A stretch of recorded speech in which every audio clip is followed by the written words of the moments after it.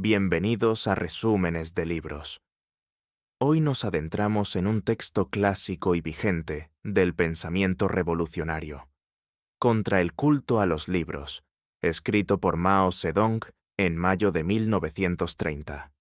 Este ensayo, conocido también como el origen de la famosa frase «Sin investigación no hay derecho a hablar», es un llamado directo a abandonar el dogmatismo y abrazar la realidad concreta como fuente principal del conocimiento. En pleno fragor de la lucha revolucionaria china, Mao critica con precisión quirúrgica esa tendencia a idolatrar los textos teóricos sin confrontarlos con la vida cotidiana de las masas. Prepárate para descubrir por qué los libros son útiles, pero peligrosos, si se convierten en ídolos que nos alejan del terreno real, donde se libra la verdadera batalla por el cambio. En el corazón de la China rural de finales de los años 20, el Partido Comunista enfrentaba desafíos inmensos.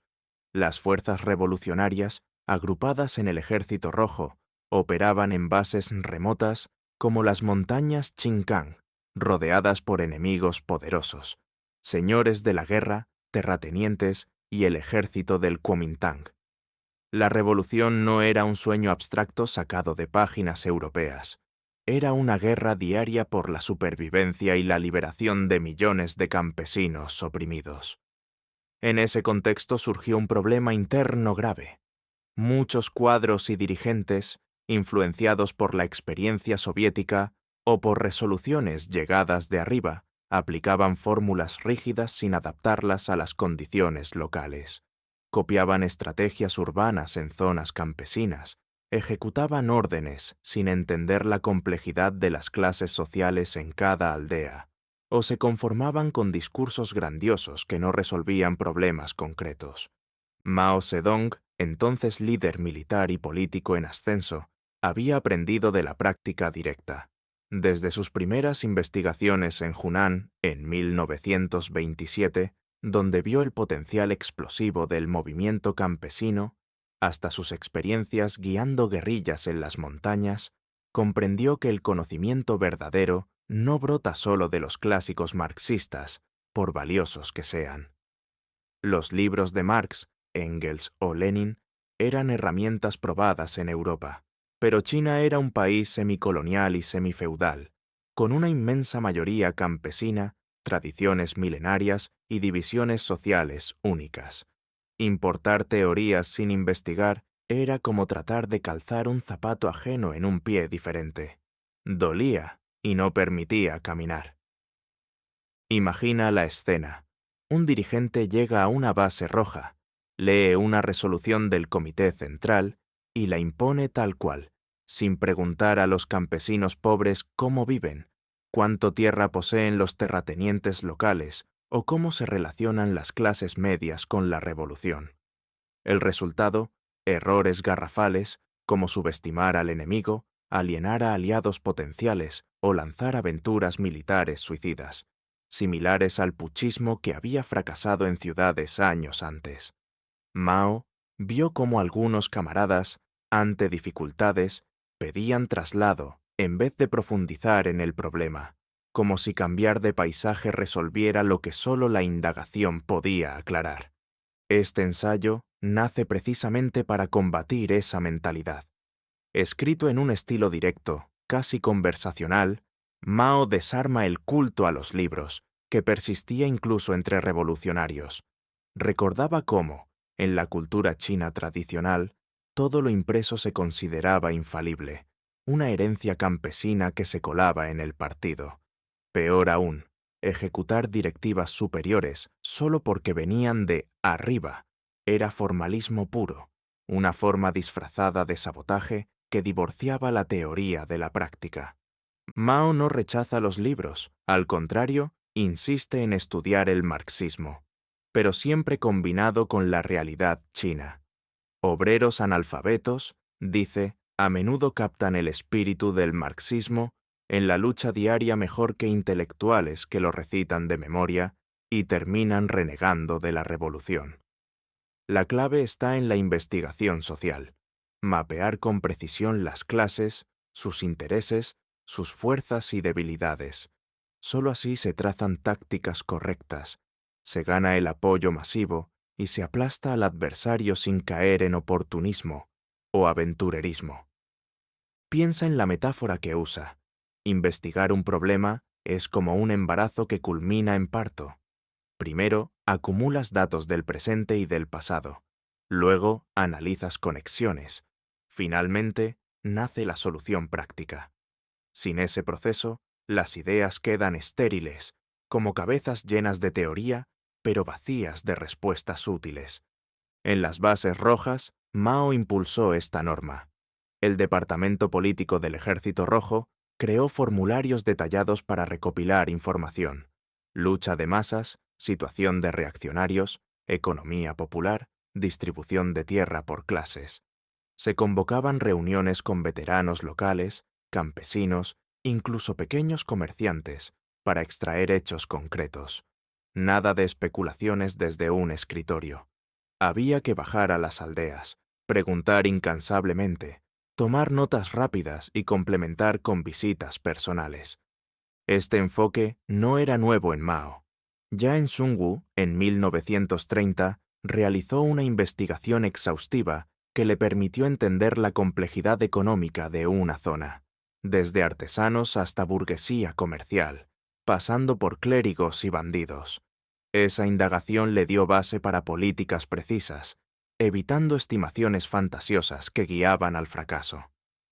El triunfo de la Revolución China, argumenta Mao, dependía de que los camaradas dominaran las condiciones específicas de cada lugar. No bastaba copiar la experiencia soviética o resoluciones pasadas. La transición del poder democrático al socialista requería tácticas nacidas de la práctica masiva.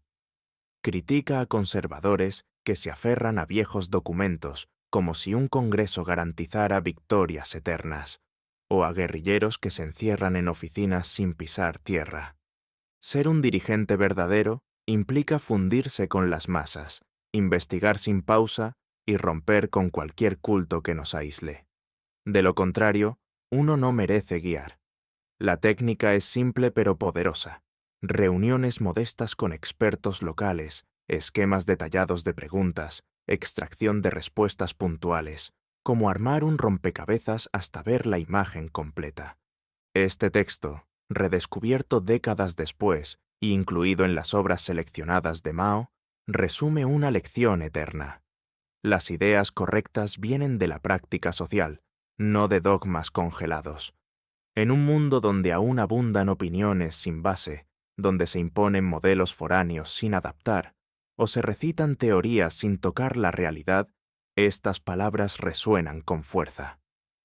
Mao nos recuerda que la revolución, como cualquier cambio profundo, se pavimenta con hechos palpables, curiosidad tenaz y humildad ante las masas.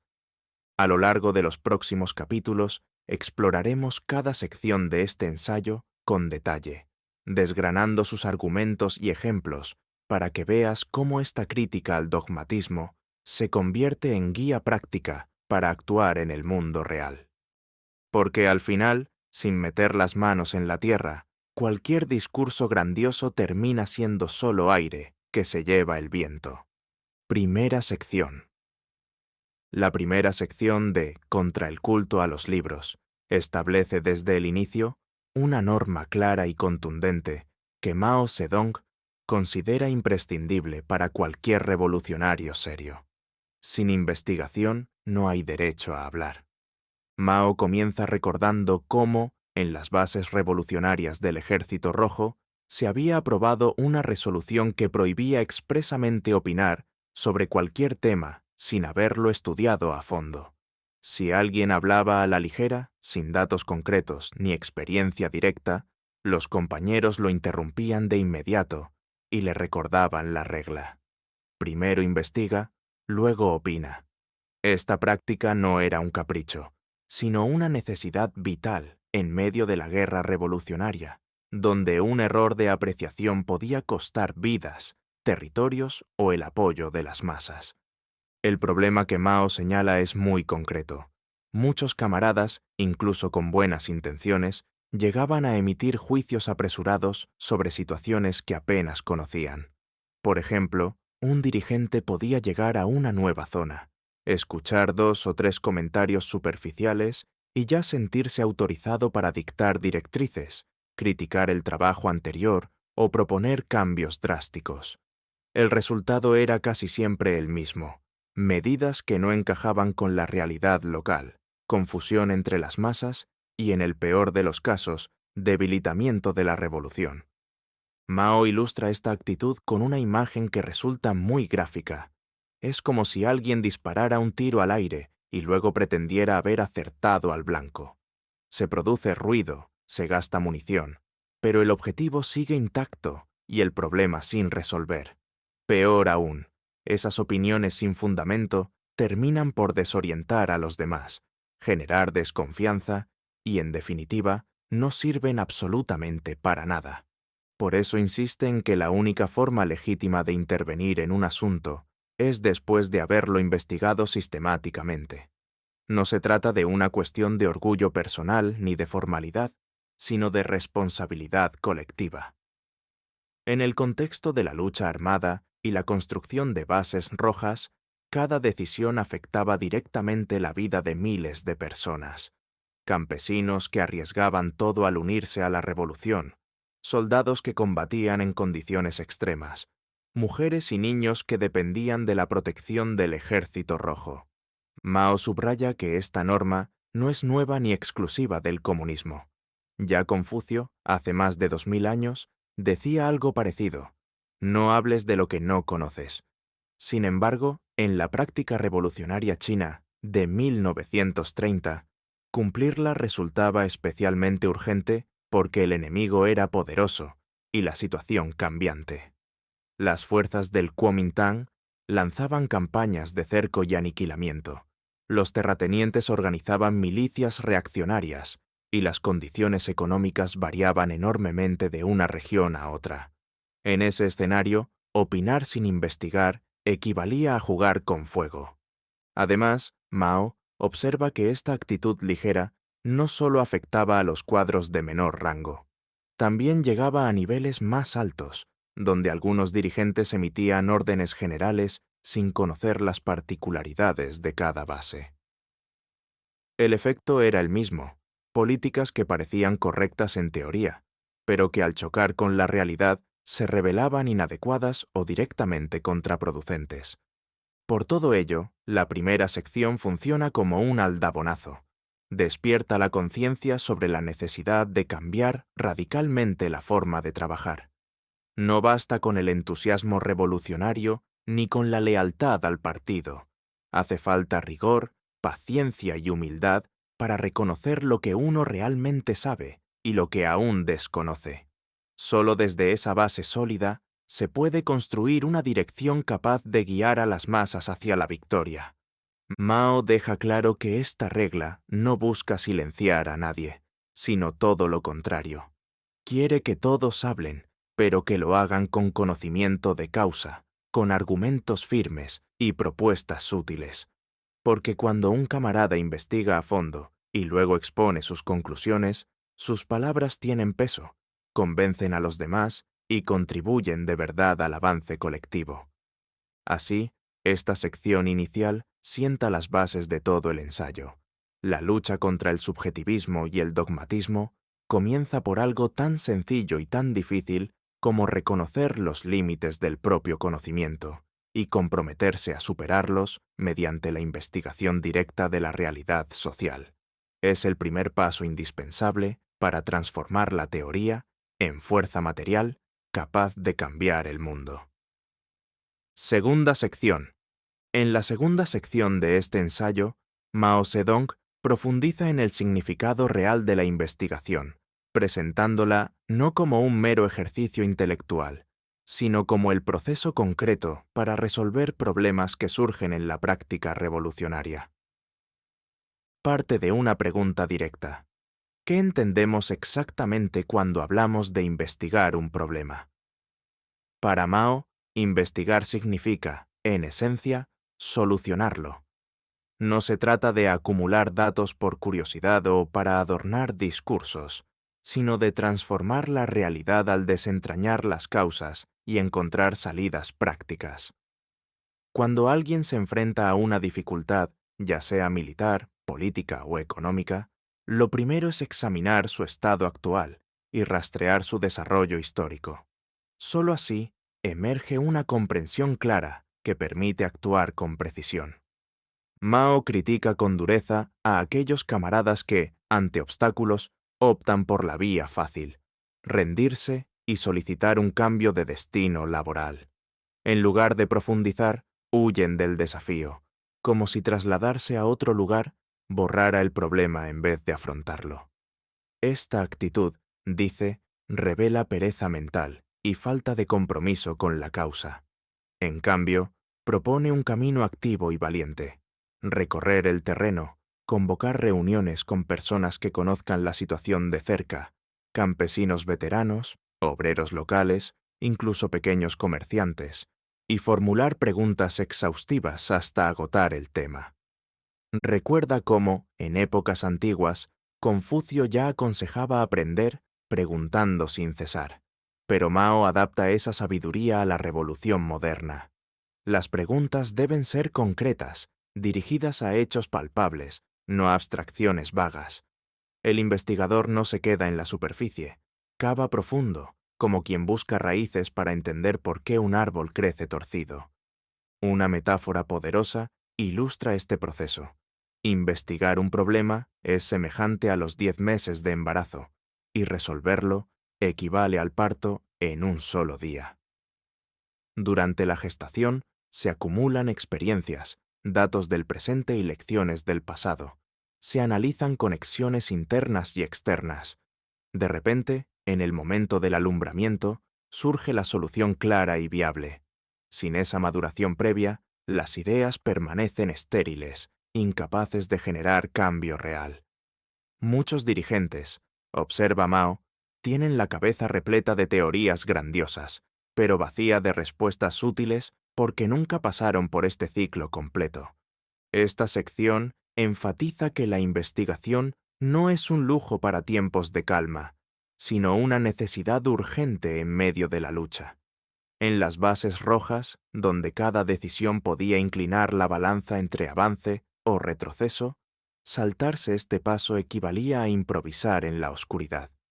Mao urge a los cuadros a abandonar la comodidad de las oficinas y salir al campo, a las aldeas, a dialogar con las masas que viven los problemas en carne propia. Al final, esta idea conecta directamente con la primera norma. Quien no investiga no solo carece de derecho a hablar, sino que tampoco puede contribuir a solucionar nada. La investigación transforma al revolucionario de espectador pasivo en actor capaz de intervenir con eficacia. Así, Mao sienta las bases para un estilo de trabajo que prioriza la práctica sobre el verbalismo, preparando el terreno para criticar en secciones posteriores el apego ciego a los textos teóricos desconectados de la vida cotidiana china. Tercera sección. En la tercera sección, Mao Zedong dirige su crítica directamente al núcleo del problema que ha estado preparando en las partes anteriores: el culto a los libros, esa reverencia ciega hacia lo impreso que paraliza la acción revolucionaria y aleja a los dirigentes de la realidad viva.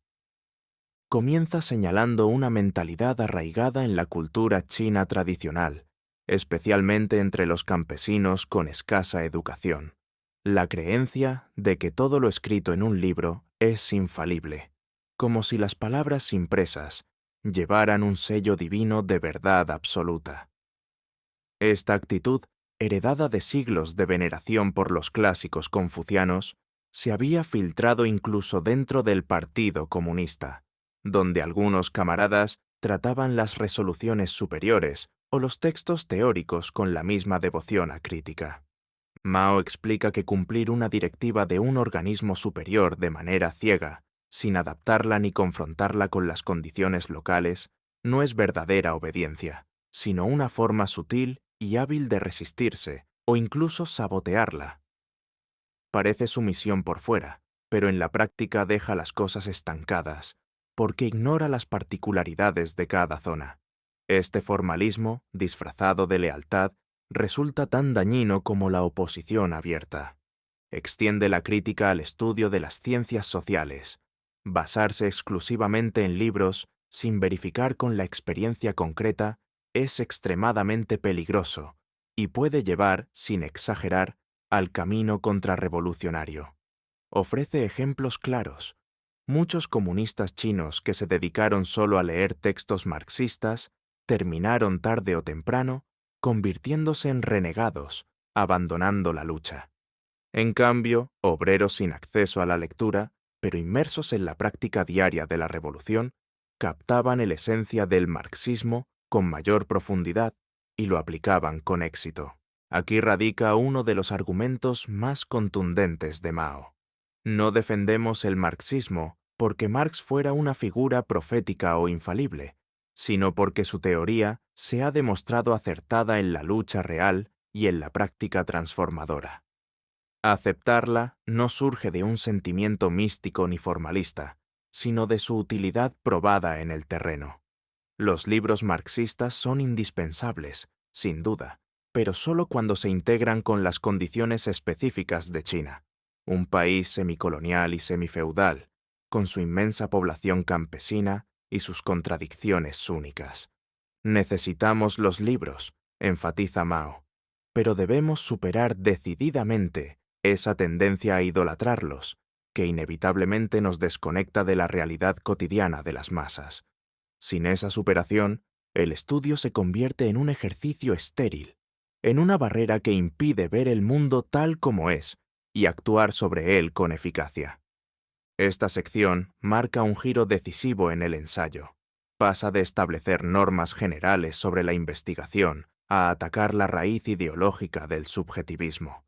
El culto a los libros no es solo un error intelectual, es un obstáculo práctico que frena el avance revolucionario, fomentando decisiones desconectadas y líderes que prefieren recitar textos antes que ensuciarse los zapatos en las aldeas. Mao prepara así el terreno para explicar, en lo que sigue, cómo la falta de investigación lleva a errores graves en la apreciación de las fuerzas de clase y en la orientación del trabajo. La lección es directa, los libros iluminan, pero solo la realidad guía el camino hacia la victoria.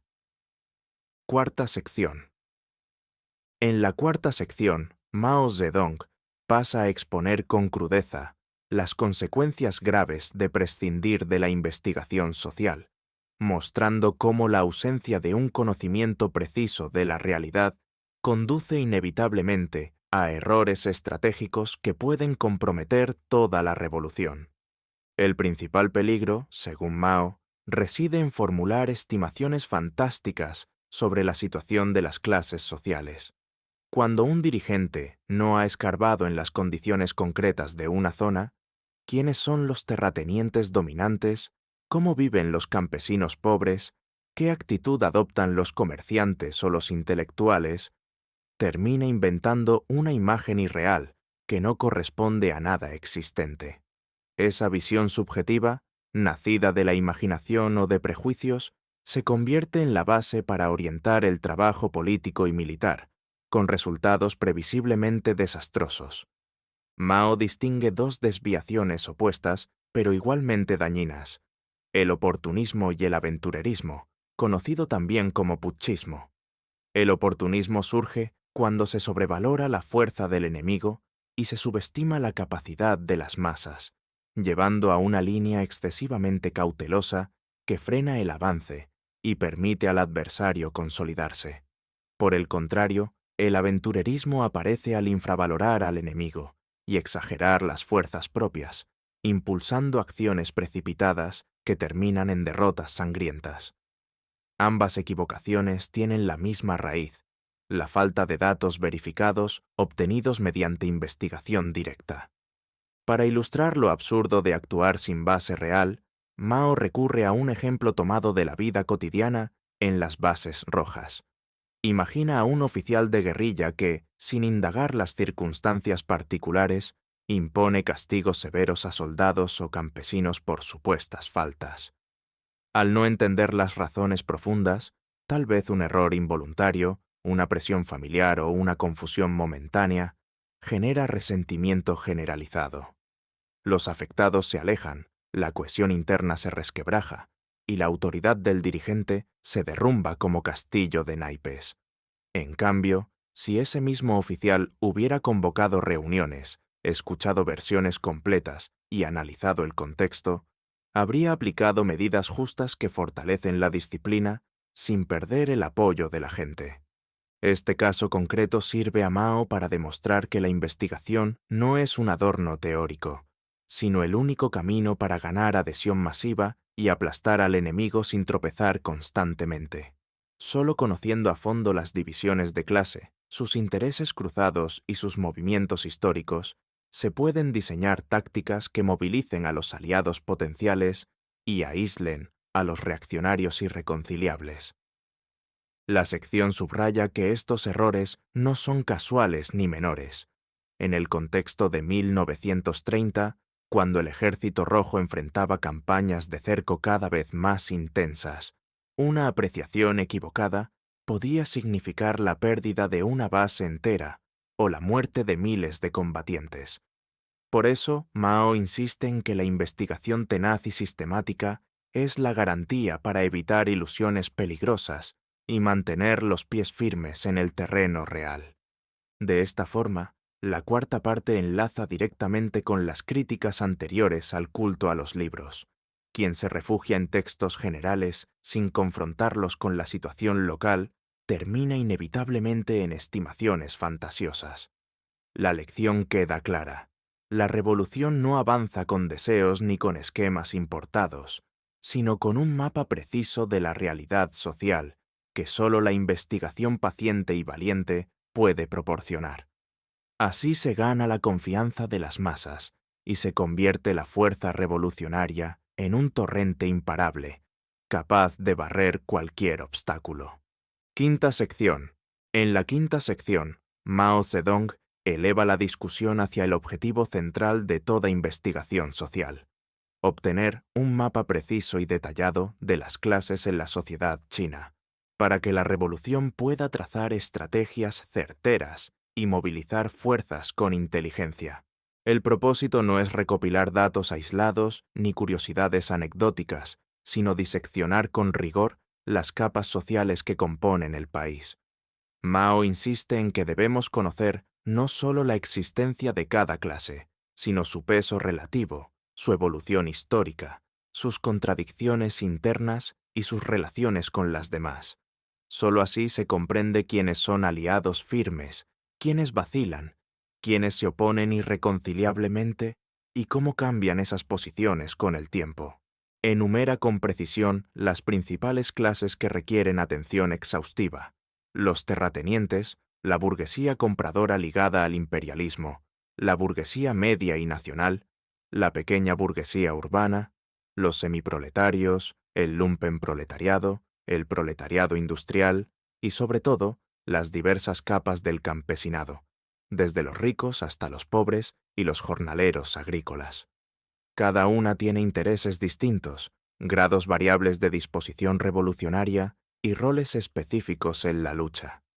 Por ejemplo, los campesinos pobres y medios constituyen la base masiva de la revolución en el campo, mientras que ciertos sectores de la pequeña burguesía pueden inclinarse hacia el cambio bajo condiciones adecuadas. Mao critica duramente las investigaciones superficiales que se conforman con visiones generales o aproximadas. Compara esos esfuerzos con las cuentas de un tendero que anota ingresos y gastos sin entender el negocio completo, o con alguien que observa el paisaje desde la cima de una montaña lejana. Ve formas borrosas, pero pierde los detalles que hacen la diferencia entre éxito y fracaso. Esas indagaciones parciales generan políticas que parecen lógicas en papel, pero que al aplicarse chocan contra la complejidad real y terminan debilitando el movimiento. Otro error común que señala es el desequilibrio entre ciudad y campo. Algunos camaradas concentran toda su atención en las zonas rurales, donde operan las bases rojas, y descuidan por completo las ciudades, sus obreros, sus estudiantes y sus comerciantes. Esto es un grave descuido, porque aunque la Revolución China avanza principalmente por el camino del cerco de las ciudades desde el campo, el triunfo final exige conquistar también los centros urbanos. Ignorar la situación de clase en las ciudades deja al partido ciego ante oportunidades y amenazas que surgen allí. Mao subraya que la investigación socioeconómica debe ser equilibrada y completa, abarcar tanto las áreas rurales como las urbanas, sin privilegiar una sobre la otra por comodidad o hábito. Solo con esa visión integral se pueden diseñar tácticas que unan el empuje del campo con la fuerza del proletariado citadino, preparando el terreno para la toma del poder en todo el país. Esta sección refuerza la idea de que la investigación no es un pasatiempo académico, sino el fundamento mismo de la línea política correcta. Sin un análisis profundo de las clases, cualquier estrategia corre el riesgo de desviarse hacia el oportunismo o el aventurerismo, alienando a sectores clave o desperdiciando energías en frentes secundarios. En cambio, cuando los cuadros dominan este mapa vivo y cambiante de la sociedad, las decisiones fluyen con naturalidad, las masas se incorporan con entusiasmo y el enemigo queda aislado en su propia debilidad. Así, Mao convierte la investigación en la brújula indispensable de la Revolución China, recordando que en un país tan vasto y diverso, las generalizaciones apresuradas son tan inútiles como mapas antiguos en un territorio que se transforma día a día. La precisión en el conocimiento de las clases asegura que cada paso dado acerque al objetivo final, sin rodeos ni caídas innecesarias. Sexta sección.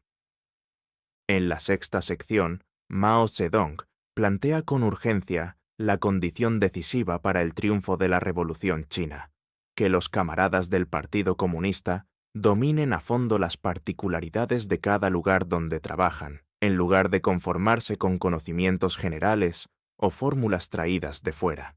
El éxito o el fracaso de la lucha no depende de copiar mecánicamente experiencias ajenas, por exitosas que hayan sido en otros contextos, sino de comprender las condiciones concretas de China, un vasto país semicolonial y semifeudal, con profundas diferencias regionales, una enorme mayoría campesina y un enemigo que combina fuerzas imperialistas, terratenientes y burguesía compradora. Solo quien conoce en detalle la distribución de clases en su zona, los hábitos de las masas, la fuerza de los reaccionarios locales y las vías de comunicación puede diseñar tácticas que realmente avancen. Mao subraya que la Revolución China debe pasar por dos etapas claras. Primero, la democracia revolucionaria, que derroca el poder de los imperialistas y los grandes terratenientes, y luego el socialismo, que elimina la explotación en todas sus formas. Para transitar con firmeza de una a otra, las tácticas deben nacer de la práctica masiva, no de reflexiones aisladas en oficinas, ni de resoluciones generales que ignoran las variaciones locales. Quien no investiga a fondo termina aplicando medidas que parecen correctas en teoría, pero que en la realidad generan confusión o retrocesos. Critica con precisión a dos tipos de camaradas que obstaculizan este dominio de lo concreto. Por un lado, los conservadores complacientes, que se aferran a documentos antiguos, como si una resolución aprobada años atrás garantizara victorias perpetuas. Se duermen en los laureles de congresos pasados, repiten frases gastadas y evitan el esfuerzo de actualizar el análisis ante cambios constantes en el enemigo y en las propias fuerzas. Por otro, los guerrilleros que, habiendo abandonado la vida cómoda en las ciudades para unirse a la lucha armada, terminan encerrándose nuevamente en despachos, dirigiendo desde mapas y telegramas sin bajar al terreno a oler la tierra, hablar con los campesinos, ni verificar lo que realmente ocurre en las aldeas. Ambos estilos revelan, en el fondo, una persistencia del culto a los libros o a las directivas superiores, una negativa a fundirse con las masas y a transformar el conocimiento en herramienta viva. Mao insiste en que un verdadero dirigente revolucionario debe romper radicalmente con esa mentalidad, salir constantemente, escuchar incansablemente, investigar sin pausa y ajustar las decisiones al pulso real de la lucha. Solo así se evita que el partido se convierta en una estructura burocrática desconectada y se asegura que cada avance se apoye en el entusiasmo consciente de millones de personas oprimidas. Dominar las condiciones locales no es un detalle técnico. Es la diferencia entre una revolución que se consolida paso a paso y una que se diluye en ilusiones o se estrella contra obstáculos evitables. Esta sección cierra el argumento central del ensayo antes de pasar al método práctico. La victoria no llegará por decretos ni por citas memorizadas, sino por la capacidad colectiva de los comunistas para convertir la investigación social en guía diaria de la acción. Quien aspire a liderar debe demostrarlo con hechos, no con títulos ni discursos. De lo contrario, simplemente no merece guiar a las masas hacia el futuro que merecen. Séptima sección. En la séptima y última sección, Mao Zedong abandona las críticas y las advertencias para ofrecer, por fin, una guía práctica y detallada sobre cómo llevar a cabo la investigación social de manera efectiva, transformando así las ideas abstractas en un método accesible para cualquier camarada dispuesto a trabajar con seriedad. Rechaza de plano los enfoques solitarios y elitistas que algunos intelectuales prefieren.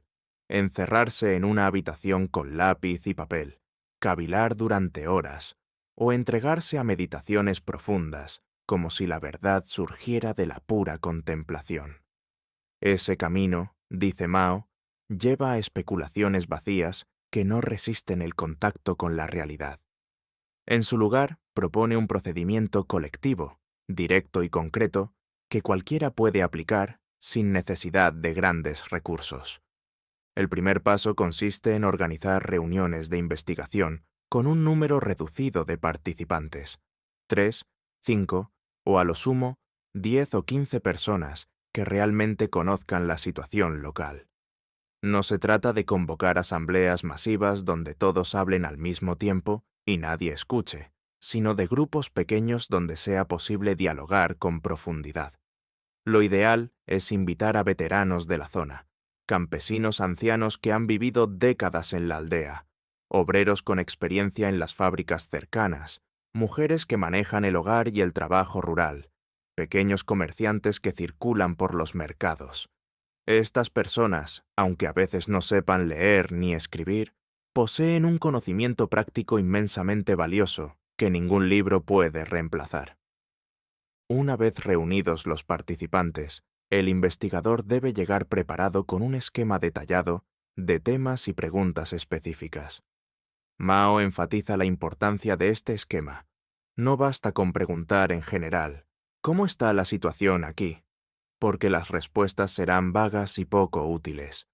Hay que dividir el tema en puntos concretos: la distribución de la tierra, los impuestos que cobran los terratenientes, el precio de los granos en los últimos años, las deudas de los campesinos, la actitud de los comerciantes ante la revolución, la influencia de las sociedades secretas, las luchas recientes contra los reaccionarios.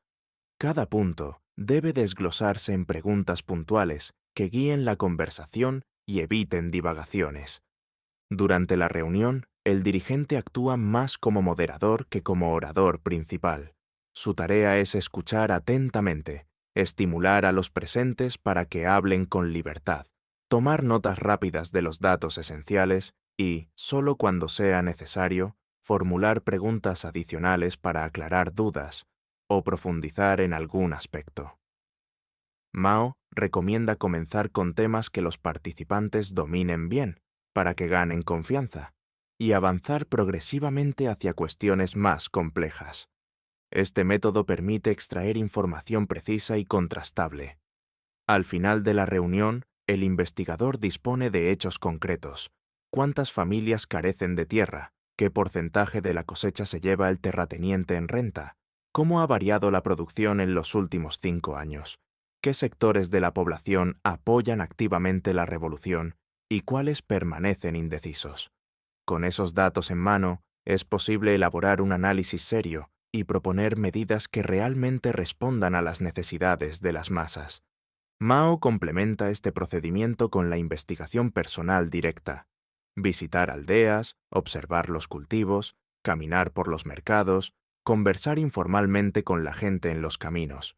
Esa experiencia de primera mano confirma o corrige lo oído en las reuniones y añade matices que ninguna nota puede captar del todo. El resultado de aplicar este método con constancia es un conocimiento sólido que otorga verdadera autoridad al dirigente. Ya no habla desde suposiciones ni repite fórmulas ajenas. Habla desde los hechos palpables que ha recopilado con esfuerzo propio y colectivo.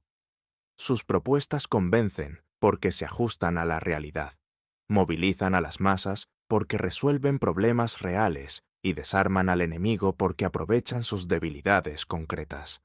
Así cierra Mao su ensayo. La investigación social no es una tarea ocasional ni un lujo reservado a especialistas, sino el estilo de trabajo permanente que todo comunista debe adoptar. Solo quien investiga con este método humilde y riguroso merece guiar a las masas en la dura marcha hacia la liberación, porque, en última instancia, la revolución no se gana con discursos brillantes ni con citas memorizadas, sino con la paciencia de escuchar a quienes viven la opresión día a día y la valentía de transformar esa escucha en acción decidida y victoriosa. Conclusión. A lo largo del ensayo, ha desmontado paso a paso el subjetivismo que amenazaba la Revolución China, desde la pereza de opinar sin base hasta el peligro de idolatrar textos desconectados de la vida real. Ha mostrado cómo la ausencia de indagación lleva a estimaciones irreales de las clases, a tácticas oportunistas o aventureras, y finalmente al aislamiento de las masas. En cambio, la investigación paciente y metódica, esa que convoca a pocos conocedores, formula preguntas precisas y complementa las reuniones con visitas directas, se convierte en la fuente genuina de ideas correctas, de autoridad verdadera y de victorias sostenibles. El mensaje final es directo y sin adornos innecesarios. La Revolución China no triunfará por copiar experiencias ajenas ni por repetir resoluciones antiguas, sino por la capacidad de los comunistas para fundirse con la realidad cotidiana, escuchar a quienes la sufren y la construyen día a día, y transformar ese conocimiento colectivo en acción decidida. Quien aspire a dirigir debe demostrarlo con hechos concretos, no con discursos huecos ni con títulos heredados. Este texto, escrito en los momentos más duros de la lucha en las montañas, sigue recordándonos una verdad sencilla pero poderosa. Las ideas que cambian el mundo no nacen en la soledad de un escritorio, ni en la reverencia ciega a lo impreso, sino en el contacto constante con la gente común, en la humildad de preguntar y en la valentía de actuar sobre lo aprendido. Solo así la teoría se convierte en fuerza material capaz de mover montañas y liberar pueblos enteros. Gracias por acompañarnos en este recorrido por Contra el culto a los libros, de Mao Zedong. Si te ha resultado útil este resumen, no olvides dar like, suscribirte al canal Resúmenes de Libros y activar la campanita para no perderte los próximos capítulos. Comparte con quien creas que pueda necesitar estas ideas en su camino. Nos vemos muy pronto con otro clásico que vale la pena redescubrir. Hasta la próxima.